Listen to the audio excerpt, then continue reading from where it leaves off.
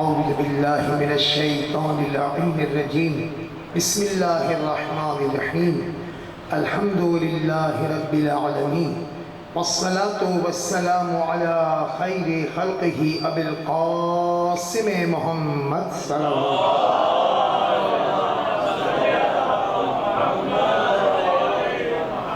وآلہ الطیبین الطاہرین المعصومین المظلومین ولعنة الله على أعدائهم أجمعين من يومنا هذا إلى يوم الدين أما بعد فقد قال الله سبحانه وتعالى في محكم كتابه المجيد والفرقان الحميد وهو قوله أصدق الصادقين بسم الله الرحمن الرحيم إنما يتقبل الله من المتقين صلوات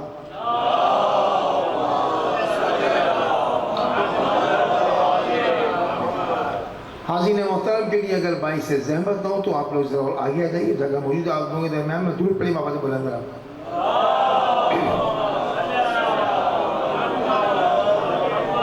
مومنین کلام، میں نے اس وقت آپ کی خدمت میں اس مجلس کی ابتدا میں سلامہ کلام کے طور پر جس آیت کی تلاوت کا شرف حاصل کیا ہے، اس آیت کا حوالہ یہ ہے کہ وہ سورہ مبارکہ مائدہ کی 27ویں آیت۔ سورہ مائدہ قرآن پاک کا 5واں سورہ ہے اور یہ سورہ کی 27ویں آیت ہے، اور سورہ مائدہ قرآن پاک کا وہ صاحب فضیلت سورہ ہے جس کے متعلق اگر دیکھا جائے تو معصوم کی حدیث ہے اس کی فضیلت ہے۔ آپ نے فرمایا کہ چاہنے والوں تم میں سے جو کوئی بھی اپنی زندگی میں ہر جمعرات کے دن سورہ مائدہ کی تلاوت کرے گا، ہر جمعرات کے دن جو شخص سورہ مبارکہ مائدہ کی تلاوت کرے گا، خدا بند تعالیٰ اسے اس سورہ کی اس ہفتے وار تلاوت کا بہت جلد اس بہترین کیفیت میں اجر عطا فرمائے گا کہ پروردگار عالم اسے ایک ایسی قوت ایمانی عطا فرما دے گا جس قوت ایمانی کے ذریعے سے وہ اپنے آپ کو حد المقدور گناہ کبیرہ سے بھی بچائے گا، صغیرہ سے بھی بچاتا رہے گا۔ ہمارا مسئلہ ہم سے بڑا یہی ہے کہ ہم لوگ گناہوں کی جانب جب بڑھ جاتے ہیں تو بعد میں ندامت تو ہوتی ہے، لیکن ایک خیال ہی آتا ہے کہ کیوں بڑھ گئے ہم گناہوں کی جانب، گناہوں کا بار لے لے کہ کیا کہاں جائیں گے، خدا کی بارگاہ میں کس منہ سے جائیں گے۔ اور معصوم نے بتایا کہ یاد رکھو اگر چاہتے ہو کہ اپنے آپ کو حد المقدور گناہوں سے بچاؤ، قوت ایمانی ایسی تمہارے اندر پیدا ہو جائے، تو تمہیں چاہیے کہ اس کے لیے ایک کام یہ کرو کہ ہر جمعرات کے دن سورہ مبارکہ مائدہ کی تلاوت کرتے رہا کرو۔ سمجھ پڑھیے بابا سے بلند آپ۔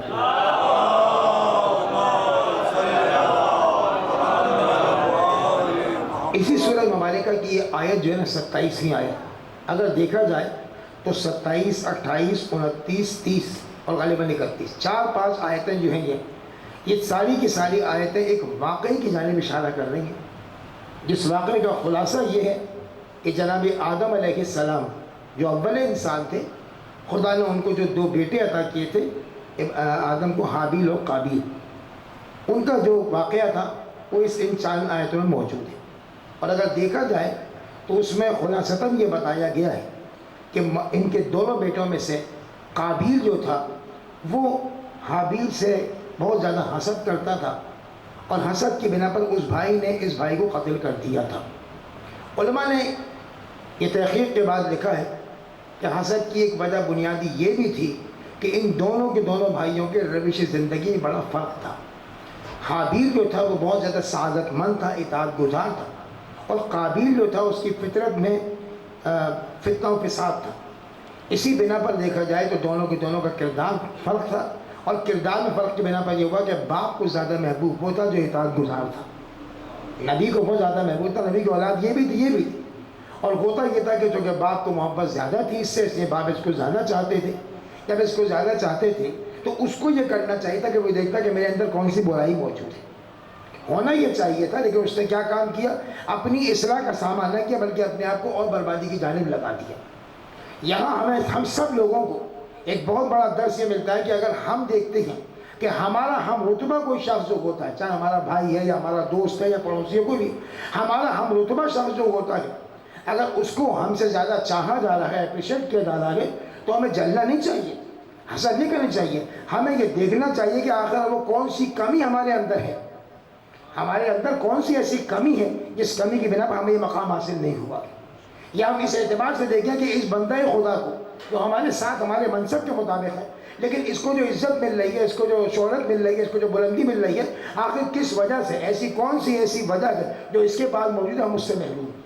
انسان اپنی اصلاح کا سامان کرے۔ اسی لیے اگر دیکھا جائے تو اس آیت کے متعلق تفسیر کے مطابق دیکھا تو مولانا مودودی صاحب نے اپنی تفسیر تفہیم القرآن جو 6 جلدوں میں اردو زبان میں تفسیر ہوئی، اس کو انہوں نے لکھا تقریباً 30 سال کے عرصے۔ اس میں ان آیات کے متعلق ایک بڑا بہترین درس دیتے ہیں کہ وہ بھائی جو تھا نا قابیل، اس نے جب اپنے بھائی حابیل کو قتل کیا تھا، اس نے ایسا نہیں کہ قتل کرنے سے پہلے اس کی زبان پہ جملے آئے نہ ہوں،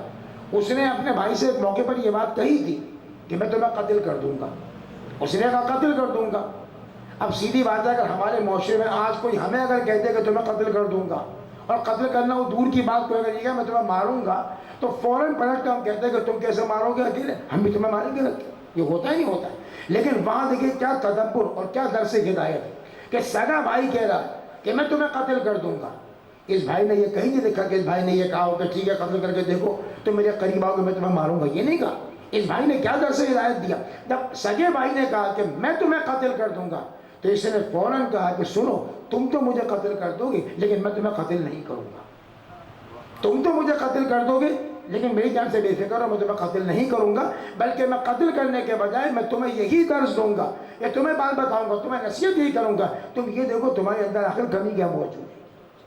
تمہارے اندر کیا کمی موجود ہے۔ اس اعتبار سے اگر دیکھا جائے تو یہاں پر ایک معاملہ یہ بھی طے ہو گیا کہ ہم سب کو اپنی اپنی اصلاح کرنی چاہیے، اپنی اپنی اصلاح دیکھیں ہم کہ ہمارے اندر کون سی کمی ہے۔ اسی لیے اگر دیکھا جائے تو ایک معصوم کا قول ایسا ہے کہ اگر دیکھا جائے تو خدا ہم سب کو توفیق عطا کرے اس قول پر عمل کرنے کی۔ یعنی قول دیکھیے آپ، حلال مشکلات مولا کائنات علیہ تعالیٰ علیہ السلام کا ارشاد ہے۔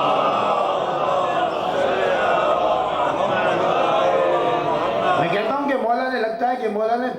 سمندر کو کوزے میں بھر دیا ایک قول کے ذریعے۔ مولا نے کیا فرمایا مخاطب ہم میں سے ہر شخص سے؟ مولا فرماتے ہیں کہ ہلاک ہو گیا وہ شخص، ہلاک ہو گیا وہ شخص جس نے اپنی خوبیوں اور خامیوں کو نہیں پہچانا۔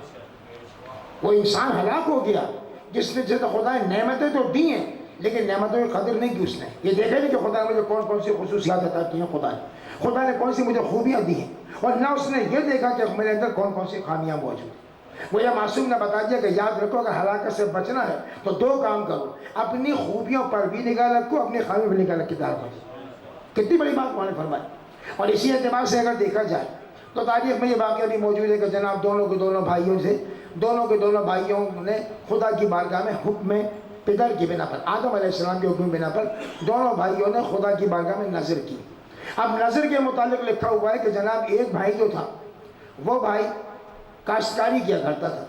یہ قابیل جو تھا جس نے قتل کیا تھا کاشتکاری کیا کرتا تھا، ایگریکلچر ورک، اور وہ جو تھا دوسرا بھائی حابیل وہ بھیڑ بکری چرایا کرتا تھا۔ جب باپ نے حکم کیا کہ تم دونوں خدا کی بارگاہ میں نظر کرو اپنی اپنی جانب سے جو نظر کرنا چاہتے ہو، تو اس بھائی نے یہ کام کیا کہ جتنے جانور موجود تھے اس کے پاس، ان میں جو جانور سب سے زیادہ تندرست جانور تھا اس جانور کو خدا کی راہ میں قربان کرنے کے لیے آگے بڑھا دیا۔ اور اس بھائی نے جو اس کی جو زراعت میں جو پروڈکشن ہوتی تھی اس کی، اس میں جو سب سے بدترین مال ہوا کرتا تھا اس کو جیسے مجبوراً کہا جاتا ہے وہ اس کو لے کر اور آگے بڑھا دیا۔ قدرت کی طرف سے یہ ہوا کہ جناب اس بھائی کی قربانی قبول ہو گئی، اس کی قربانی قبول ہو گئی۔ جب یہ بھائی اعتراض کر رہا تھا تو قرآن کی آیت میں لکھا ہوا ہے کہ خدا بند تعالیٰ نے اس کی قربانی کیوں قبول کی؟ انما، یہی آیت جو میں نے پڑھی خدمت میں کی، انما یتقبل اللہ من المتقین، کہ بے شک خدا بند تعالیٰ صرف اور صرف متقیوں کے اعمال قبول کیا کرتا ہے۔ یعنی اگر ہم اعمال اچھے انجام دیتے ہیں تو خبردار ہمیں کبھی اس غلط فہمی نہیں رہنا چاہیے، یہ غلط فہمی کہ ہم نے اعمال انجام دے دیے قبول ہو گئے، یہ نہیں ہے۔ یاد رکھیے ہر نیک عمل کے متعلق 2 اصول ہیں، ہر نیک عمل کے متعلق، ہر عبادت کے متعلق۔ انجام دینا آپ کا کام، قبول کرنا خدا کا کام ہوا کرتا۔ انجام دینا آپ کا کام ہے، قبول کرنا خدا کا کام۔ اس چکر میں تو پڑھنا ہی نہیں چاہیے کہ قبول ہوا کہ نہیں ہوا، اپنی شرائط کو دیکھتے رہیے، جو شرائط کے مطابق حکم دیا اس کے مطابق چلتے رہیے آپ، یہ قبول کرنا خدا کا کام ہوا کرتا ہے۔ جیسا کہ آقا خمینی کا ایک جملہ بڑا مشہور ہے، آپ نے فرمایا کہ ماں معمور وظیفہ ہستین معمور نتیجہ نیستین۔ آپ نے فرمایا کہ ہم اپنی ذمہ داریوں کے پابند ہیں، ہم اپنی ذمہ داریوں کے پابند ہیں، ہمیں کام یہ کہ ہم ذمہ داریاں پوری کرتے رہیں، ہماری ذمہ داریاں پوری کرنے کے بعد قبول کرے نہ کرے یہ اس کی ذمہ داری ہوا کرتی ہے۔ اسی اعتبار سے اگر دیکھا جائے تو یہاں اصول دے دیا گیا کہ خبردار کبھی نیک اعمال انجام دینے پر یہ نہیں سوچ دینا کہ میں نے اعمال انجام دیے بہت سارے خدا قبول کرے گا۔ تمہارا کام یہ کہ شرائط کے مطابق اعمال انجام دیتے رہو، قبول کرنا اس خدا کا کام ہوا کرتا ہے۔ صابری بہت بلند آپ لوگ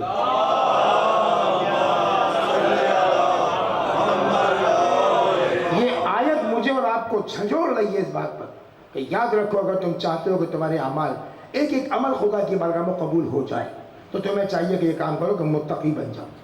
متقی بنو۔ نہ بنو گے متقی تو سارے اعمال ظاہر ہیں۔ تو قرآن کی آیت دیکھا انما یتقبل اللہ من المتقین، اللہ صرف اور صرف متقیوں کے اعمال قبول کرتا ہے۔ اچھا بڑی عجیب بات یہ ہے کہ جب ہم سب کو پتہ لگ گیا کہ متقی جو تھا اس کے اعمال قبول ہوتے ہیں تو اب ذہن میں ایک سوال آتا ہے نا انسان کے کہ متقی جو ہوتا ہے وہ کیسا ہوتا ہے، ہم بھی ویسا بننا چاہتے ہیں۔ اگر کسی انسان کے متعلق آپ تحقیق کرنے کے بعد کسی بندہ خدا کو لا کر یہاں بٹھا دیجئے اور یہ تعارف کرایا جائے اس کا کہ بھائی دیکھیے آپ لوگ یہ بندہ خدا جو یہ اس دور کا متقی انسان ہے، اس متقی انسان کو دیکھیے آپ جیسے یہ کرتا ہے زندگی گزارنے کا طریقہ ویسے آپ گزاریے۔ تو متقی پر اگر آپ ریسرچ ورک کریں گے نا کہ متقی کس کام کو کرتا ہے کس کام کو نہیں کرتا ہے، کیا کرتا ہے کیا نہیں کرتا ہے، خدا گواہ کہ متقی کی ساری اگر دیکھا جائے ڈیفینیشن جو ہے وہ اس ایک جملے کے اندر موجود ہے کہ متقی وہ ہوتا ہے جو اپنے آپ کو پابند قرآن بنا لیا کرتا ہے، جو اپنے آپ کو پابند قرآن، وہ یہ نہیں دیکھتا کہ میں اس معاملے میں اگر ادھر آگے بڑھوں گا تو کیا میرا دنیاوی فائدہ ہوگا، وہ یہ نہیں دیکھتا ہے کہ اگر میں اس معاملے میں آگے بڑھوں گا یہاں پہ تمہیں نقصان ہوگا، اپنی دنیا کو نہیں دیکھتا ہے، فائدوں کو نہیں تھا دنیا میں نقصان کو ہوتا ہے، وہ صرف یہ دیکھتا ہے کہ جس جانب مجھے خدا حکم دے رہا ہے چلا جاؤں، قرآن جہاں روک رہا ہے میں رک جاؤں، قرآن جہاں بھیج رہا ہے میں چلا جاؤں۔ تو اگر دیکھا جائے تو متقی کون ہوتا ہے؟ متقی وہ ہوتا ہے جو قرآن کا پابند ہوا کرتا ہے، متقی وہ ہوتا ہے۔ اور یہیں سے ہم فرق پتہ لگ گیا، یہیں سے فرق پتہ لگ جاتا ہے، یہی فرق ہوا کرتا ہے کہ متقی وہ ہوتا ہے جو پابند قرآن ہوا کرتا ہے، متقی وہ ہوتا ہے جو پابند قرآن ہو سکتا ہے، اور امام المتقین وہ ہوتا ہے جس کا پابند قرآن ہوا کرتا ہے۔ امام المتقین وہ ہوتا ہے۔ آپ دیکھیں نا، آپ اگر متقی پرہیزگار اپنے آپ کو محسوس کرتے ہیں تو آپ غور کیجئے کہ قرآن کو دیکھ کر آپ عمل کر رہے ہیں۔ قرآن میں کہا گیا نماز پڑھو، نماز پڑھتے ہیں آپ۔ قرآن میں کہا گیا روزہ رکھو، آپ روزہ رکھ لیا کرتے ہیں۔ قرآن میں کہا گیا جہاد کرو، آپ نے جہاد کی۔ قرآن میں کہا گیا ہجرت کرو، ہجرت کر لیتے ہیں آپ۔ تو آپ پابند قرآن ہوا کرتے ہیں۔ لیکن امام المتقین وہ ہوا کرتا ہے کہ وہ قرآن دیکھ کے عمل نہیں کیا کرتا بلکہ اس کے عمل کو دیکھ کے قرآن کی آیت نازل ہو جایا کرتی ہے۔ وہ سویا، آیت نازل ہو گئی۔ اس نے زکات دی، وہ آیت نازل ہو گئی۔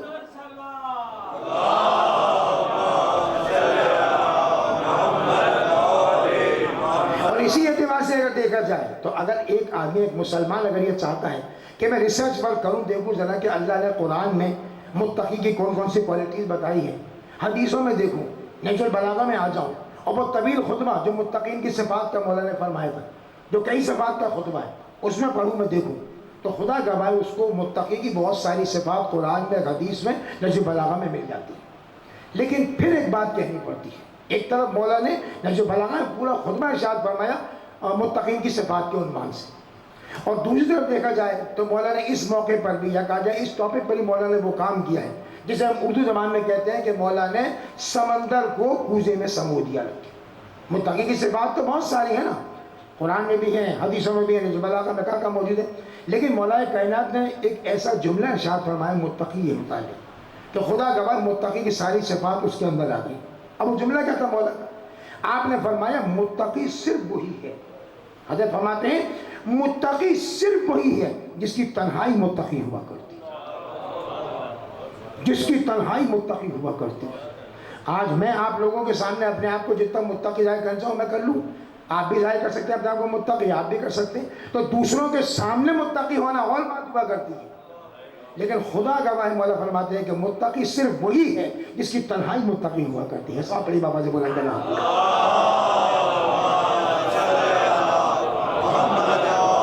یہاں سے ہمیں ایک اصول مل گیا مولا کا، ایک مولا نے اصول بتا دیا کہ جب کبھی تم تنہائی میں ہو، جب کبھی تنہائی میں ہو تو وہ بہترین وقت ہوتا ہے تمہیں اپنے تقوی کے آزمانے کا۔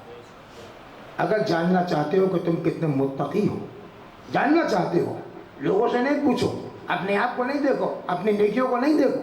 گناہوں سے بچنا نہیں دیکھو اپنے آپ کا عام حالات میں، صرف یہ دیکھو کہ تم تنہائی میں کتنے متقی بن کے رہا کرتے ہو۔ جو تنہائی میں متقی بن کے رہتا ہے، ہمارے فرماتے ہیں آخر کے معنی وہی متقی ہوا کرتا ہے۔ سوال پڑھی بابا صلی اللہ علیہ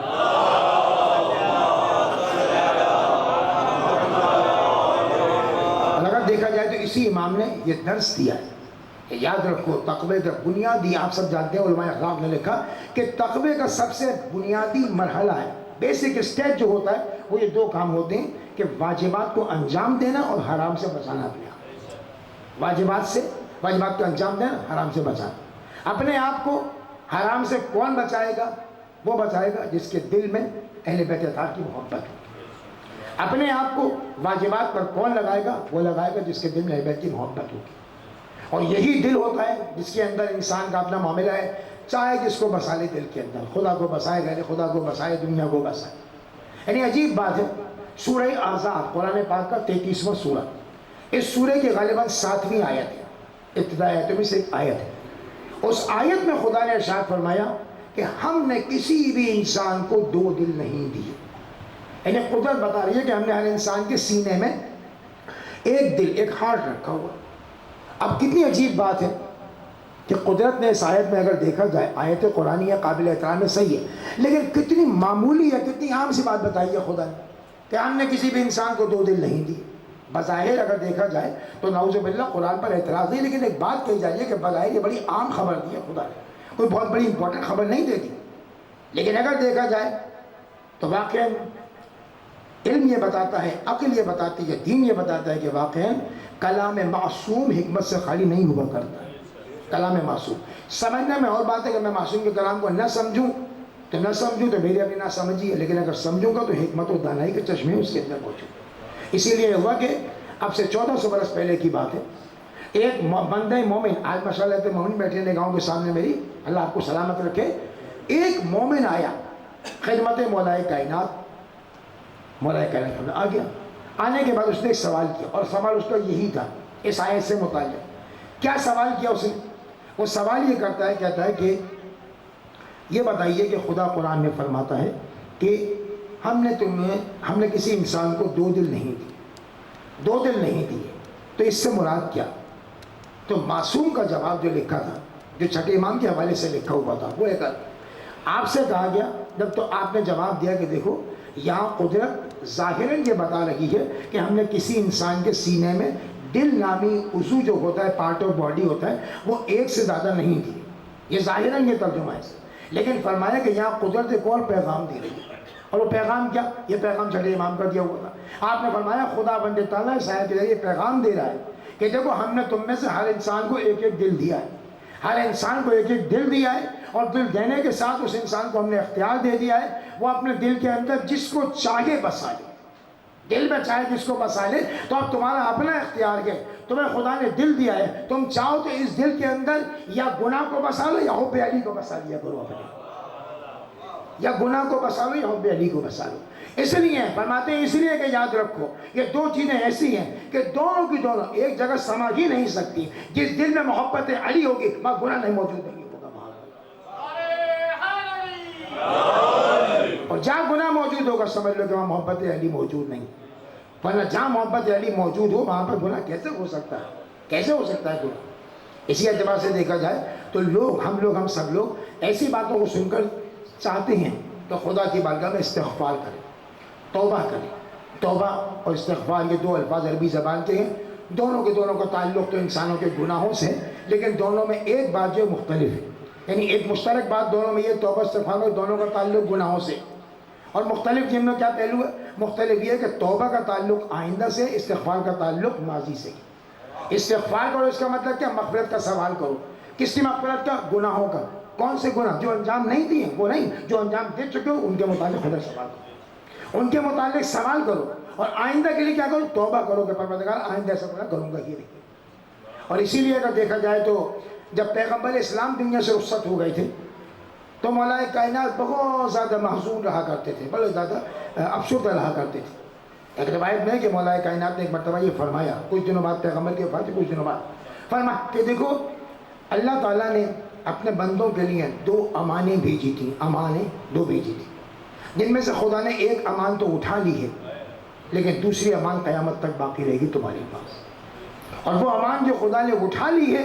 وہ امان پیغمبر کی ذات اقدس ہے،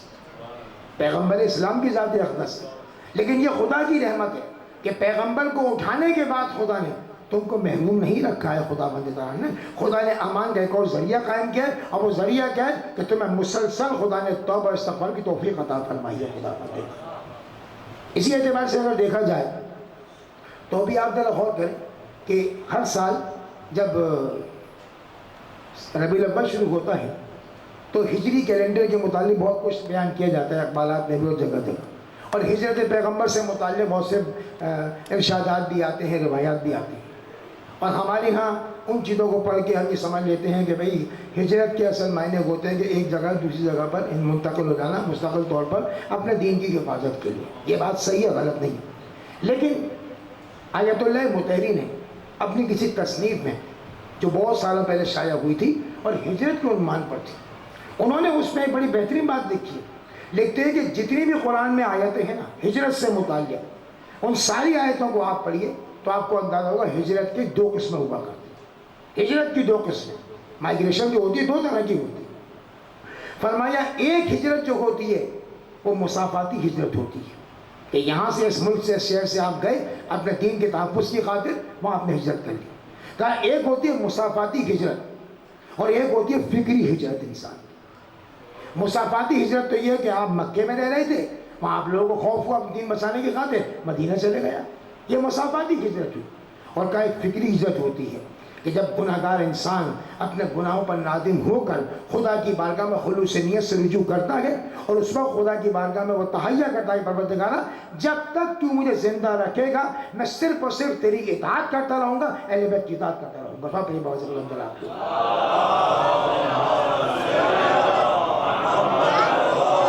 یہ ساری باتیں ہمارے لیے پیغام اس بات کو دے رہی ہے کہ یاد رکھو تمہارے دل کے اندر تم خود ایک کو بسا سکتے ہو، یا حب علی کو بسا لو یا گناہوں کو بساتے رہو۔ یہ اگر دیکھا جائے اس اعتبار سے، اور اگر دیکھا جائے تو ہمارے پاس اہل بیت اطہار نے بہت کچھ عطا کیا ہم کو، بس ہماری آگے بڑھ کے سمجھنے کی عمل کرنے کی دیر ہے۔ اہل بیت وہ دے گئے ہیں کہ خدا گواہ کہ ان چیزوں کے ذریعے آپ اپنی دنیا میں نجات حاصل کر سکتے ہیں، محشر میں شفاعت حاصل کر سکتے ہیں۔ آپ دیکھ رہے ہیں کہ یہ تقریباً 3-4 دن جو ہے یہ 3-4 دن چوتھے امام سے منسوب ہے، اور کہیں چوتھے امام کا ذکر فضائل میں ہو رہا ہے، کہیں مسائل میں ہو رہا ہے، کہیں تابوت برآمد ہو رہا ہے، کہیں جلوس برآمد ہو رہا ہے، یہ سب ہو رہا ہے۔ چوتھے امام سے متعلق ہمارے پاس اس وقت اس دور میں ایک بہت قیمتی علمی سرمایہ جس کا نام صحیفہ کاملہ ہے۔ صحیفہ کاملہ کی اگر دعاؤں کو پڑھا جائے تو وہ تو بات کی بات ہے، اگر دعاؤں سے پہلے مقدمے کو پڑھا جائے نا تو اندازہ ہوتا ہے کہ کتنی بڑی صاحب علم ہمارے پاس یہ کتاب علم موجود ہے۔ کتاب میں ایک مثال دوں آپ کو اس کتاب کی قدر و قیمت کی، اور یہ مثال ایک بہت بڑے عالم دین کی دی ہوئی مثال ہے جو انہوں نے اپنے خاص درس میں دی تھی، اور اس مثال کو ذرا توجہ سے سنیے گا آپ لوگ۔ ایک بات درود پڑھیے بابا سے بلند۔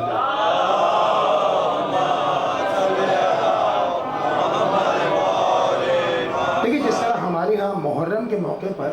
ہر سال عشرے منعقد ہوتے ہیں نا مختلف عام بارگاہوں میں، اسی طرح میں نے جس زمانے میں تہران میں رہتا تھا میں نے دیکھا تھا کہ وہاں